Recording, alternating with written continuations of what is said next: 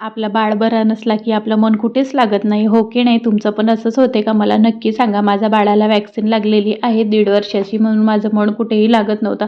तरी पण सकाळी जशी तशी उठली आणि पूजा करून घेतलं. पूजेमध्ये मी मन नाही, कारण की अयंश चालतच नव्हता, तर कसं करणार आहे की, हो की नाही? आपलं बाळ चांगलं तर आपण चांगले. तरी पण मी देवाला प्रार्थना केली की माझ्या बाळाला लवकर बरा कर बा म्हणून, कारण दिवसभर तो इकडे तिकडे लुडबुड लुडबुड करत राहते ना. आता 2 दिवस झालं एकाच ठिकाणी बसून आहे, तर आईचे जीव कसं वाटणार आहे की नाही असं. तर म्हटलं चला चहा घेऊन घेऊया पूजा झाल्याच्या नंतर. मग म्हटलं चला आता मशरूमची भाजी करून घेऊया, म्हणून मशरूम कापून वगैरे घेतले आणि मस्त तेल गरम केला आणि त्याच्यामध्ये तडका वगैरे देऊन दिला. आणि आता नवदुर्गा सुरू आहे, तर उपवास सुरू आहेत बाबाचे वगैरे, म्हणून मी बिना कांद्याचेच करते, जिरा मोहरीचंच, म्हणजे असं साधं जेवण सात्विक जेवण करते, कारण त्यांचं उपवास असते म्हणून. तर स्वयंपाक वगैरे झालेला होता माझा, मस्त कुकर लावलेला होता. वरण भात भाजी कढी पोळी आणि आज गोडमध्ये मस्त लाडू केलेले होते याचे खोबऱ्या किसचे, तर ते पण. आणि म्हटलं चला आता 7 वाजले संध्याकाळी, कारण की दिवसभर बाबा उपाशी राहतात, ते काहीच खात नाही, तर त्यांच्यासाठी ताट करून दिला. बघू शकतात मस्त चपात्या केलेल्या आहे